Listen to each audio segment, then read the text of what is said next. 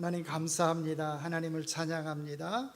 이 시간 우리가 찬양하는 그 하나님의 말씀을, 주의 음성을 듣기 위하여서 우리가 주 앞에 또 무릎을 꿇었습니다. 우리에게 말씀해 주시고 우리의 마음을 열어주시고 우리의 귀를 열어주셔서 주의 말씀으로 우리를 가득 채워 주시고 주의 성령에 이끌려서 우리가 또 믿음의 삶을 잘 살아갈 수 있도록 은혜를 더하여 주시옵소서. 예수님 이름으로 기도합니다. 아멘.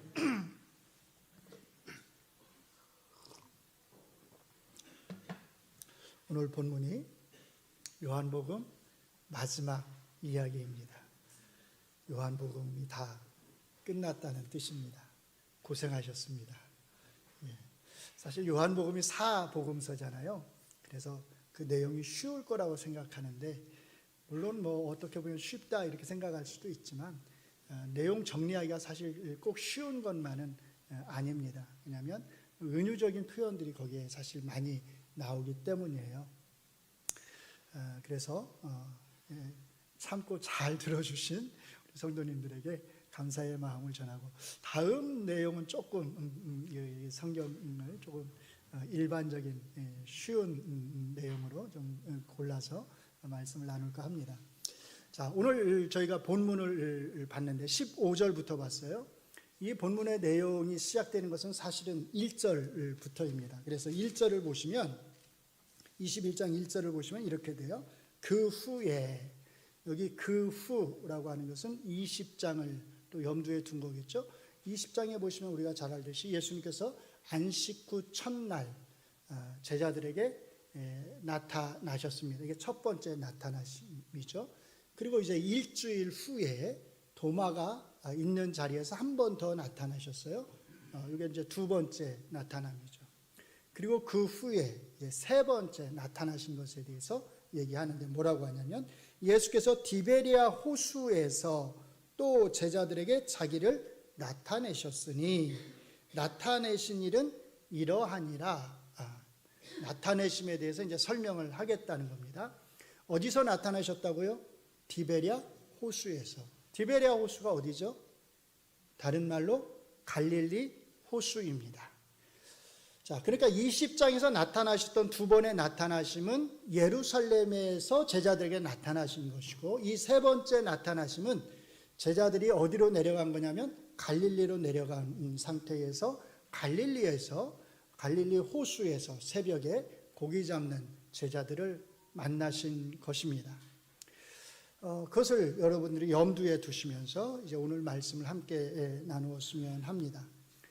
7명의 제자에게 나타나셨어요. 5명은 이름이 밝혀져 있지만 2명은 이름이 밝혀져 있지 않습니다. 제자들이 새벽녘에 잡은 고기를 가지고 예수님께서는 제자들과 조반 아침 식사를 함께 나누셨습니다. 그리고 그 후에 이제 베드로를 향해서 이렇게 물으십니다. 요한의 아들 시몬아, 내가 나를 사랑하느냐? 자, 여기서 이제 주의해야 될 게 있습니다. 내가 이 사람들보다 나를 사랑하느냐? 정확하게 이렇게 물으셨어요. 여기 이 사람들 이렇게 되어 있는데, 영어로 말하면 그냥 these입니다. these는 이것들 또는 이 사람들 이렇게 번역될 수 있는 거예요. 여러분들이 우리말 성경을 가지고 계신 분들은 거기 함께 보시면 15절에 이 사람들이라고 되어 있는 그 위에 이 각주 이라고 되어 있을 거예요. 그리고 밑에 성경 밑으로 내려가셔서 각주를 보시면 이것들 또는 이것들 이렇게 적혀져 있는 것을 아실 수 있을 겁니다. 그러니까 예수님은 이 사람들보다, 다시 말하면 나머지 베드로를 제외한 6명의 다른 제자들보다 네가 나를 더 사랑하느냐 이렇게 물으시는 것일 수 있고, 아니면 이것들보다 나를 더 사랑하느냐 이렇게 물으시는 것일 수 있어요. 만약에 이것들보다 더 나를 사랑하느냐 이렇게 물으시는 것이라면, 이것들이 가리키는 것은 제자들이 이제 새벽에 계속 고기를 잡았으니까 그물이나 배와 같은 것들을 가리킬 겁니다.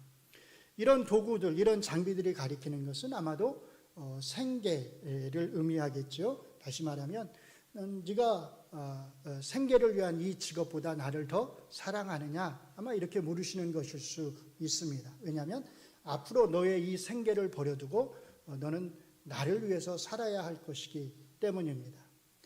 뭐 사실 중요하지 않아요. 우리말 성경은 이 사람들 이렇게 이제 번역을 했는데 그것도 좋다고 생각을 합니다. 중요한 것은 예수님께서 베드로를 향해서 내가 나를 사랑하느냐 이렇게 물으셨다는 것입니다. 그리고 베드로가 이 예수님의 질문에 대하여서 주님 그렇습니다. 내가 주님을 사랑하는 줄 주님이 아십니다 라고 답을 합니다. 그러자 주님은 베드로를 향해서 내 양을 먹이라 이렇게 말씀을 하십니다. 그리고 다시 재차 물으십니다. 요한의 아들 시몬아 내가 나를 사랑하느냐? 베드로가 다시 답합니다. 주님 그렇습니다. 내가 주님을 사랑하는 줄을 주님이 아십니다. 그러자 주님이 베드로를 향해서 내 양을 치라고 하십니다. 그리고 다시 재차 또 물으십니다. 요한의 아들 시몬아 내가 나를 사랑하느냐? 주님이 세 번째 물으시니까 베드로가 이번에는 근심이 되어서 이렇게 답을 합니다. 주님 모든 것을 아시오매 내가 주님을 사랑하는 줄 주님이 아십니다. 그러자 주님은 다시 한 번 더 내 양을 치라 먹이라 이렇게 말씀을 하십니다. 우리가 많이 들어온 설명이 있어요. 예수님이 베드로에게 내가 나를 사랑하느냐라고 물었을 때 예수님은 처음과 두 번째 아가파오라고 하는 동사를 사용해서 베드로에게 내가 나를 사랑하느냐 이렇게 물으셨다는 겁니다. 그리고 마지막 세 번째 질문에서만 예수님은 필레오라고 하는 동사를 사용해서 베드로에게 질문을 하셨습니다. 그런데 베드로는 일관되게 필레오라고 하는 동사로 사랑을 고백합니다. 왜냐하면 예수님이 아가파오라고 하는 동사를 사용해서 자기 희생적인 사랑을 자기 희생적으로 나를 사랑하는지를 예수님은 물으시는데 베드로는 과거에 자기가 범한 잘못이 있으니까 감히 아가파오로 예수님에게 대답을 하지 못하고 그냥 친구들 간의 우정을 나타내는 사랑을 가리키는 필레오로 예수님에게 대답을 했다는 겁니다. 그러니까 예수님 마지막 세 번째에는 베드로를 위해서 베드로에게 맞추어서 필레오라고 하는 동사를 사용해서 내가 나를 사랑하느냐 물으시고 베드로가 역시 필레오로 내가 주님을 사랑하는 줄 주님이 아십니다라고 대답을 했다는 것입니다. 은혜가 되시나요? 은혜가 될지는 모르는데 사실 이 해석이 그렇게 좋은 해석은 아닐 수 있습니다. 두 가지 이유 때문이에요. 자, 첫째로 예수님과 베드로가 실제로 대화를 나누었던 언어는 헬라어가 아니라 아람어였습니다. 아람어에서는 사랑하다라고 하는 단어가 하나밖에 없어요. 그러니까 예수님과 베드로는 똑같은 단어를 사용해서 대화를 주고받았던 거죠. 두 번째 이유가 있는데 이럴 가능성은 있어요. 예수님과 베드로가 똑같은 단어로 서로 사랑한다라고 하고 사랑을 표현했다 할지라도 요한복음의 저자가 어떤 의도를 가지고 이 둘을 구분을 해서 아가파오와 필레오를 나누어서 사용했을 가능성이 있습니다.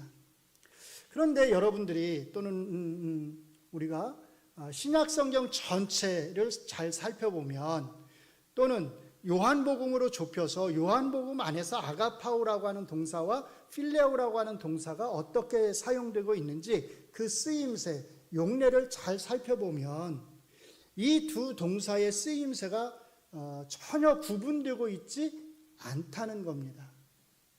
예를 들어 드리겠습니다. 요한복음 같은 요한복음에서 요한복음 14장 23절에 보시면 예수님께서 하나님이 제자들을 사랑한다고 말씀하시는데 내 아버지께서 너희를 사랑한다고 말씀을 하는데 이때 사랑한다라고 할 때 이때 사용된 표현이 헬라어로 아가파오입니다. 그런데 똑같이 하나님이 제자들, 예수님의 제자들을 사랑한다고 말하는 두 장 뒤 요한복음 16장에 보면 이때는 아가파오를 사용하지 않고 필레오를 사용합니다. 마찬가지예요. 예수님이 나사로를 무척 사랑하셨죠.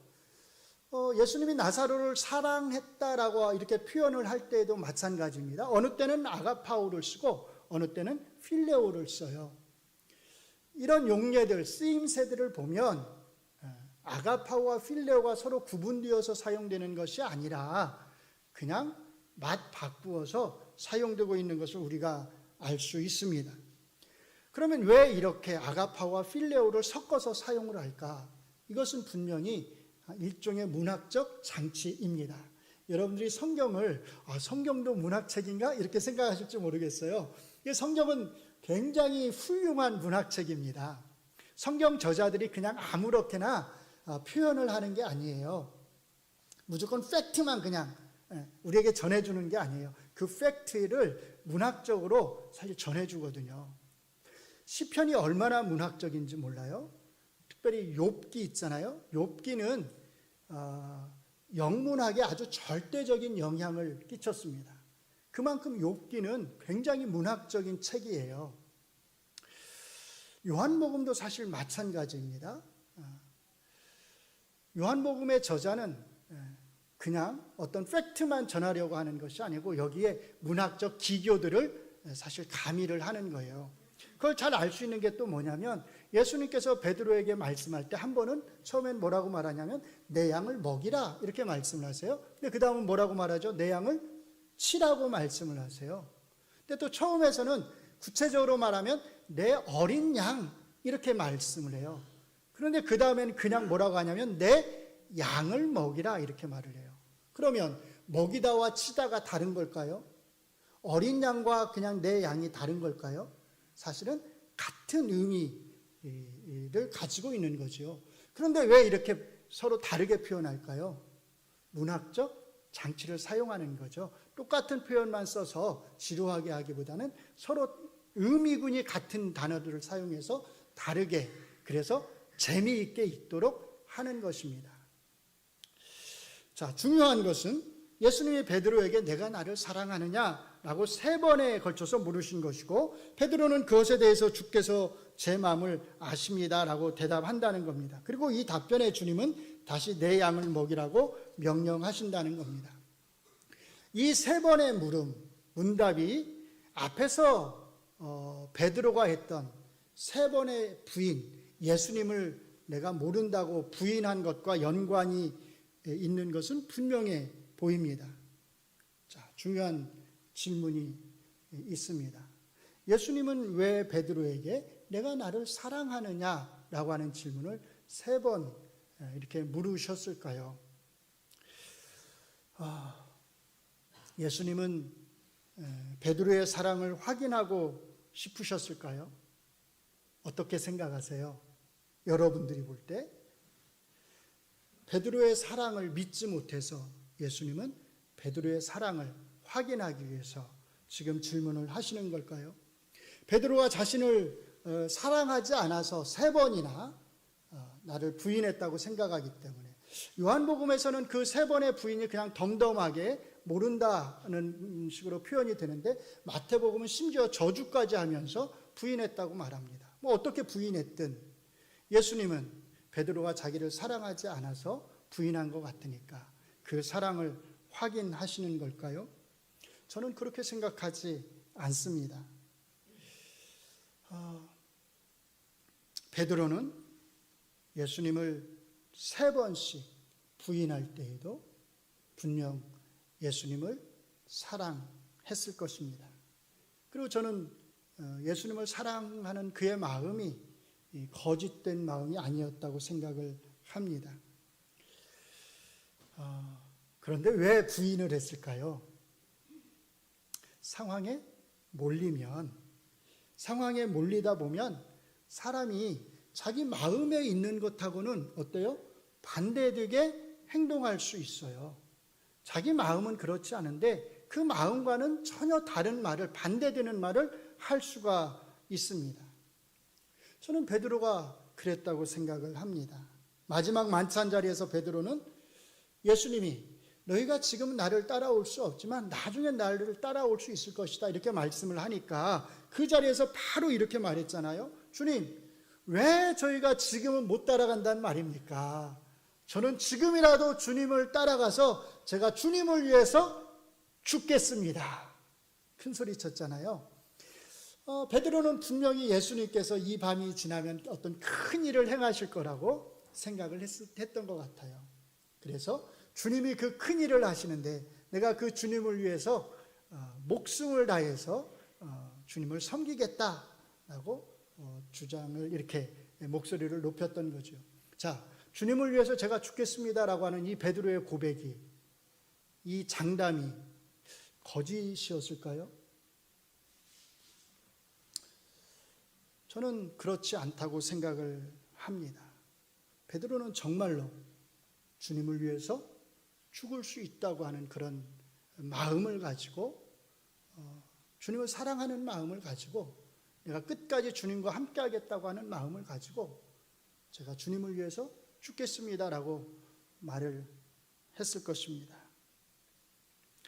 예수님을 사랑하는 마음이 있으니까 또 베드로는 그 위험한 대제사장의 집 뜰까지 예수님이 어떻게 드시는지 보려고 따라갔을 겁니다. 그런데 어쩌다 상황에 몰리다 보니까 자기가 생각하지 못한, 전혀 예상하지 못한 상황이 벌어지니까 그 상황에서 마음에는 없지만 예수님을 3번이나 부인하게 된 것입니다. 물론 잘못하면 자기도 예수님과 함께 엮여서 고난을 당하거나 내가 죽을 수도 있겠구나 라고 하는 그런 두려운 마음이 그의 마음에 있었을 것입니다. 그 두려움 때문에 그 순간에 살고 싶어서 예수님을 모른다고 부인했을지도 모릅니다. 그러나 그렇다 할지라도 그 마음의 두려움 때문에 예수님을 부인했다 할지라도 그 마음 안에 있는 예수님을 사랑하는 그의 마음은 아마 변함이 없었을 것입니다. 누가복음 22장은 베드로가 예수님을 부인하는 장면을 매우 극적으로 한편의 드라마처럼 묘사를 합니다. 베드로가 예수님을 3번 부인했을 때 마침 그때 또 하필 예수님께서 저쪽에서 뒤를 돌아보시며 베드로를 바라보셨던 겁니다. 그 다음에 뭐라고 말하죠? 베드로가 밖에 나가서 통곡하며 울었다고 말을 합니다. 베드로가 예수님을 사랑하지 않았다면 그가 왜 울었을까요? 예수님을 사랑하는 마음이 없으니까 그는 그냥 마음 편안하게 자기 고향으로 내려가서 다시 어부로 생활을 했으면 될 것입니다. 베드로가 예수님을 사랑하지 않았다면, 정말로 진실로 사랑하지 않았다면, 예수님을 향한 그의 마음이 가짜였다면 그는 그렇게 통곡하면서 울 필요가 없었을 것입니다. 그런데 자기 마음은 그게 아닌데 정말 예수님을 사랑하는데 상황에 몰려서 예수님을 3번이나 부인하고 나니까 또 예수님과 눈길이 마주치고 나니까 얼마나 자기가 원망스러웠겠습니까? 얼마나 자기가 미웠겠습니까? 통곡했던 거죠.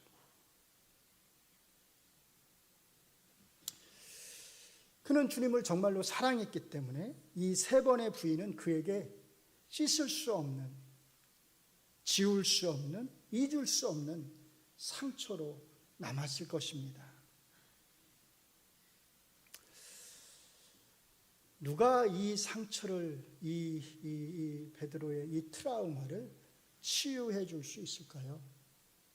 베드로가 스스로 할 수 있을까요? 그때 나는 어쩔 수 없었어. 상황이 그랬거든. 나도 살려고 했기 때문에 어쩔 수 없었어. 야, 너네도 나처럼 똑같이 그런 상황에 너희도 처했다면 너희도 그랬을 거야. 이렇게 자기 자신을 위로하면서 그 마음의 상처를 치유받을 수 있었을까요? 이것은 스스로 치유할 수 있는 게 아닙니다.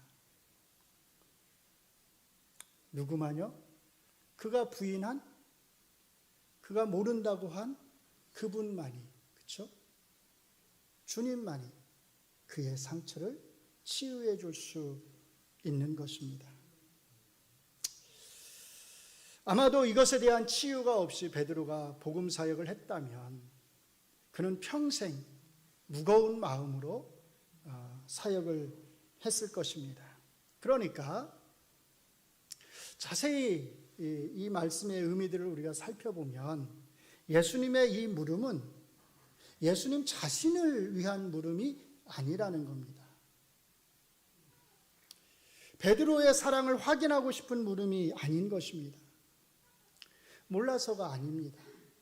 아시지만 물으시는 겁니다. 그러니까 이 물음에는 마치 이런 의미가 담겨 있는 거죠. 요한의 아들 시몬아, 내가 나를 사랑하는 거 안다. 내가 나를 사랑하지 않아서 나를 모른다고 한 것이 아니라는 거 내가 안다. 예수님은 베드로를 책망하러 나타나신 게 아닙니다. 예수님은 베드로에게 야, 너 그때 왜 그랬니? 왜 그랬어? 왜 날 모른다고 했어? 왜 3번이나 날 부인했어? 그러니까 내가 깨어서 기도하라고 했잖아. 이렇게 책망하지 않으세요. 책망하려고 나타나신 것이 아닙니다. 우리 같았으면 어땠을까? 여러분 같았으면 어떻겠어요? 여러분이나 저나 비슷할 거 아니에요? 아마 큰 배신감을 느끼고 너 그때 왜 그랬니? 왜 나한테 그랬어? 따져 물었을 것입니다. 그런데 예수님은 그렇게 하지 않으십니다. 그렇게 따지지 않으십니다. 왜냐하면 이미 예수님은 베드로의 마음을 아시기 때문입니다. 베드로가 할 수 있는 답이 뭐였을까요? 베드로가 할 수 있는 대답은 사실 하나밖에 없었을 겁니다. 주님이 제 마음을 아십니다. 뭐라고 대답하겠어요?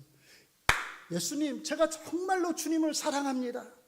제가 죽도록 주님을 정말 사랑합니다. 이렇게 적극적으로 표현할 수 있을까요?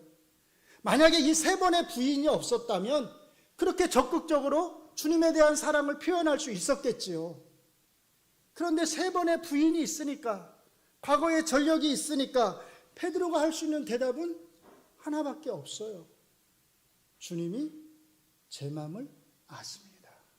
소극적으로밖에는 대답을 할 수가 없습니다.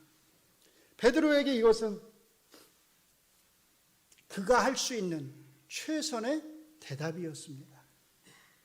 주님도 그것을 아시기에 그 답변으로 만족하십니다. 그리고 이렇게 말씀하십니다. 내 어린 양을 먹이라. 그 답변으로 충분하다는 겁니다. 내가 몰라서 묻는 게 아니니까 그거면 됐다는 겁니다. 마지막 3번째로 예수님이 물으셨을 때 베드로는 근심했다고 말합니다. 아마 우리 같아도 그랬을 겁니다. 예수님이 왜 똑같은 질문을 3번이나 하시나? 제 마음을 아실 거라고 내가 얘기를 했는데 내 마음을 모르시는 건가? 아직도 내 마음을 의심하시는 건가? 아마 여러 가지 복잡한 생각이 순간적으로 머리를 스쳐 지나갔을 거예요. 그래서 이번에는 예수님의 전지하심, 모든 것을 아시는 예수님의 전지하심에 의지해서 이렇게 말합니다. 모든 것을 아시는 주님이 제가 주님을 사랑하는 것도 아십니다. 이 3번째 답변에 주님은 다시 한번 내 양을 먹이라고 답을 하십니다.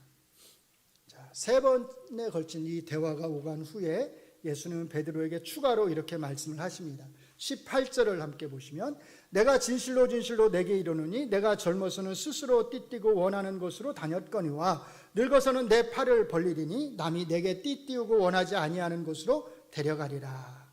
자, 이 말씀의 뜻을 요한복음의 저자는 그 다음 19절에서 이렇게 설명을 해요. 이 말씀을 하시면 베드로가 어떠한 죽음으로 하나님께 영광을 돌릴 것을 가리키심이러라.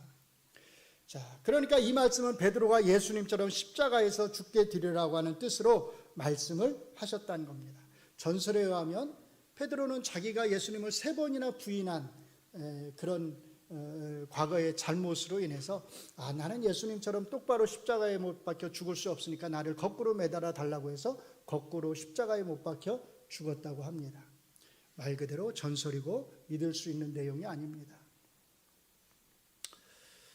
베드로가 예수님처럼 십자가에 못 박혀서 죽은 것만으로도 예수님을 향한 그의 사랑은 충분히 참되다고 하는 것이 증명이 된 것입니다. 자, 여기서 젊어서는 늙어서는 이라고 하는 이 표현에 주의해야 됩니다. 이것은 문자적으로 젊거나 늙은 걸 뜻하는 게 아니기 때문이에요.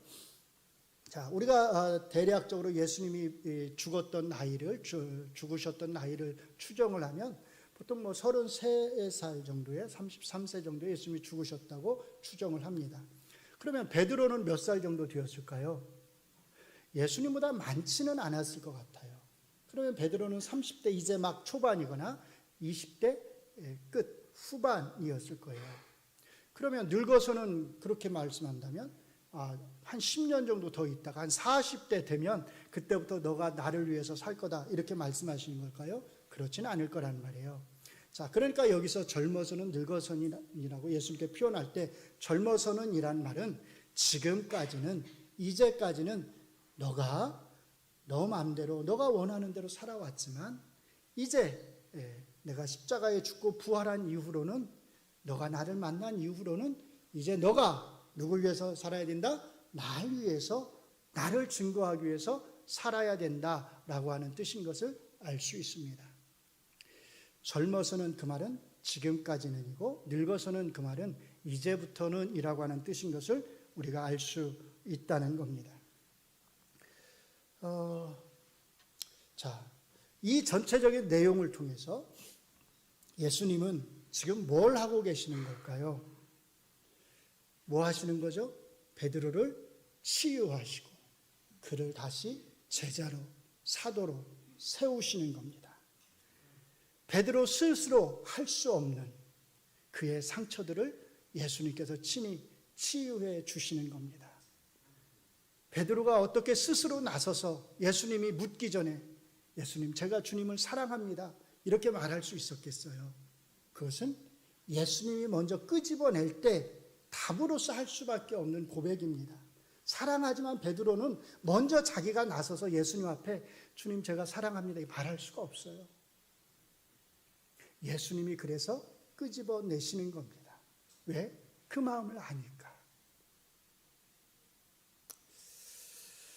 예수님을 사랑하지만 상황에 몰려서 3번이나 부인하고 밖에서 통곡하며 울었던 그의 그 큰 트라우마를 예수님은 치유해 주시고 그를 다시 제자로 세우시기 위해서 주님은 베드로에게 물으셨던 겁니다. 그러니까 이 3번의 질문은 베드로의 사랑을 확인하려고 하는 예수님의 질문, 예수님 자신을 위한 질문이 아니라 베드로를 위한 질문이었던 겁니다. 이것이 본문의 중요한 목적일 것입니다. 우리는 그리스도인이라고 하면서 왜 잘못을 저지를까요? 우리는 왜 실수를 하고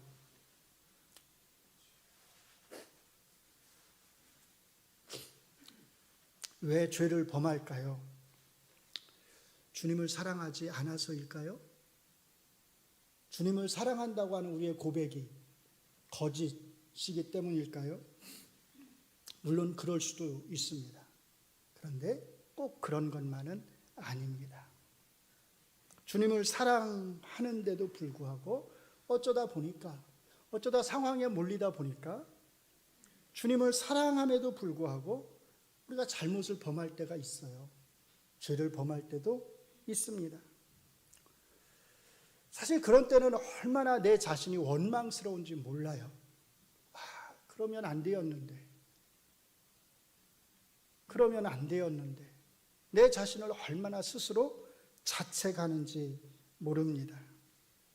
온몸에 힘이 다 빠져나가고, 내가 이러고도 그리스도인이라고 할 수 있을까? 내가 이러고도 예수님을 사랑한다고 할 수 있을까? 내가 이러고도 목사라고 할 수 있을까? 온갖 자책하는 마음이 다 듭니다. 그때 우리가 할 수 있는 고백은 사실 딱 하나밖에 없습니다. 그것도 큰 소리로 하지 못하고 작은 소리로 혼자서 고백하는 겁니다. 주님, 아시지요? 그래도 제가 주님을 사랑한다는 것을 주님이 아시지요? 이렇게 고백을 하면서 우리는 다시 한번 일어섭니다. 그래도 이렇게라도 고백을 하고 나면 조금 힘이 생겨요. 일어설 수 있는 힘이 생깁니다. 고백을 하지 않고 그냥 있으면 계속 자책만 하게 되는데, 그래도 주님 아시죠? 이렇게 고백을 하고 나면 왠지 모르게 힘이 생깁니다. 그래서 고백이 중요한 것 같아요. 주님이 아시지만 베드로에게 사랑의 고백을 요구하신 것처럼 고백을 하면 됩니다. 혹시라도 여러분 가운데 이런저런 상처가 있는 분이 있다면 주님을 향해서 여러분의 그 사랑의 마음을 고백하시기 바랍니다. 주님이 아십니다. 제가 주님을 얼마나 사랑하는지 주님이 아십니다. 여러분의 그 사랑의 고백을 통해서 주님이 여러분의 마음을 위로하시고 여러분의 상처를 치유하실 것입니다. 왜냐하면 주님은 정말로 여러분의 마음을 아시기 때문입니다. 너 왜 그랬니? 그때 왜 그렇게 잘못했어? 왜 죄를 범했어? 그리스도인이라며, 목사라며 왜 그랬니? 이렇게 책망하지 않으실 겁니다. 오히려 여러분이 그 잘못과 죄로 인해서 얼마나 괴로워하는지, 얼마나 힘들어하는지를 아시고 괜찮다고, 그럴 수 있다고, 날 사랑하는 너의 마음을 내가 의심하지 않는다고 주님이 말씀하실 것입니다. 이것은 우리에게 아주 중요한 교훈을 던져줍니다. 다른 성도가 어떤 잘못을 범했을 때 우리는 그의 사랑을 의심해서는 안 된다는 겁니다. 그의 믿음을 의심해서는 안 된다는 겁니다. 아니, 믿음이 있는 사람이 어떻게 그럴 수 있지? 아니, 예수님을 사랑하는 사람이 어떻게 그럴 수 있지? 그리스도인이라고 하는 사람이 어떻게 그럴 수 있어? 라고 수군거려서는 안 된다는 겁니다. 그럴 수 있어요. 저는 그럴 수 있다고 생각합니다. 다른 성도들이 하나님 앞에서 실수를 하거나 죄를 범했을 때 우리가 해야 될 일은, 아니 어떻게 그럴 수 있어? 가 아니라 낙심해 있는 그 사람을,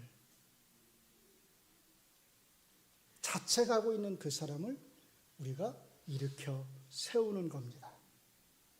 그가 여전히 주님을 사랑한다는 사실을 의심하지 않고 그를 일으켜 세워주는 겁니다.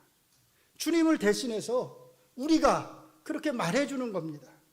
괜찮습니다. 그럴 수 있습니다. 주님이 아십니다. 여러분, 주님을 사랑하시죠? 주님만 사랑하지 마시고 여러분 옆에 있는 여러분의 형제 자매들도, 믿음의 성도들도 함께 사랑하시기 바랍니다. 어떤 분들은 정말 주님만 사랑하는 것 같은 분들이 있을 수 있습니다. 그래서 주님은 너무나 사랑하는데 옆에 있는 형제 자매들에게는 상처를 주고 또 시험에 들게 하고 이렇게 하는 분들이 있을 수 있어요. 물론 우리 동네 이야기는 아닙니다. 다른 교회 이야기입니다. 그냥 재미로 들으셔요. 시험 들지 마시고. 그럴 수 있어요. 예. 근데 사실은 이건 정말 주님을 사랑하는 게 아닙니다. 주님을 사랑하는 자에게 왜 주님이 자기의 양을 맡기겠어요? 나를 사랑하는 그 마음을 가지고 그 사랑을 가지고 내 양도 사랑하라고 주님이 그렇게 사실은 우리에게 양들을 맡기는 겁니다. 그러니까 주님을 향한 우리의 사랑의 그 마음은 누구에게로? 옆에 있는 다른 성도들에게로 흘러가야 합니다. 그래서 요한복음이 강조하는 것, 내가 너희를 사랑한 것 같이 너희도 서로 뭐해라? 사랑해라. 이것이 우리가 해야 할 일입니다. 또 반대로 마찬가지입니다. 다른 사람에게서 자꾸 상처를 받는 분도 계세요. 저는 이것도 마찬가지라고 생각을 합니다. 주님을 사랑한다면 다른 사람이 조금 마음에 안 들거나 잘못하는 어떤 일들을 행한다 할지라도 상처를 받지 않으셨으면 좋겠습니다. 물론 때로는 정말로 그렇게 다른 분이 잘못해서 상처를 받는 경우도 있습니다. 그러나 또 때로는 잘못된 오해로 인해서 상처를 받는 경우도 더러 있습니다. 다른 사람은 전혀 그런 생각이나 어떤 의도가 없는데 혼자서 잘못 오해하는 바람에 그런 상처를 받을 수도 있습니다. 어떤 식으로 상처를 받느냐보다 중요한 것은 주님을 사랑하는 마음으로 그 상처들을 잘 치유할 수 있었으면, 이겨낼 수 있었으면 좋겠습니다. 오늘 본문을 통해서 주님이 얼마나 세심하게 베드로를 생각하고 배려하시는지를 우리가 보게 됩니다. 주님이 어떻게 베드로의 상처를 싸매주시고 그를 세워주시는지를 우리는 보게 됩니다. 우리 모두가 다 주님의 양들입니다. 우리를 치유하신 주님이 이제 주님을 대신해서 우리로 하여금 서로의 상처를 싸매주도록, 서로를 세워주도록 우리를 이곳에 모으셨습니다. 그러므로 우리는 서로를 향해서 이렇게 말해야 합니다. 괜찮습니다. 예. 한번 따라해 볼까요? 괜찮습니다. 그럴 수 있습니다. 주님이 아십니다. 예. 이 세 마디 말로 우리가 서로를 더 많이 이해하고 서로를 더 많이 감싸주고 서로를 더 많이 세워줄 수 있기를 주의 이름으로 축원합니다. 기도하겠습니다. 주님, 우리의 온갖 잘못들에도 불구하고 우리가 범하는 온갖 죄들에도 불구하고 우리의 사랑을 의심하지 아니하시고 끝까지 우리를 믿어주시고 우리를 세워주심을 감사합니다. 그 주님의 사랑으로 우리도 서로를 세워주고 또 서로의 사랑을 의심하지 않고 서로의 상처들을 우리가 싸매줄 수 있도록 은혜를 더하여 주시옵소서. 예수님 이름으로 기도합니다. 아멘.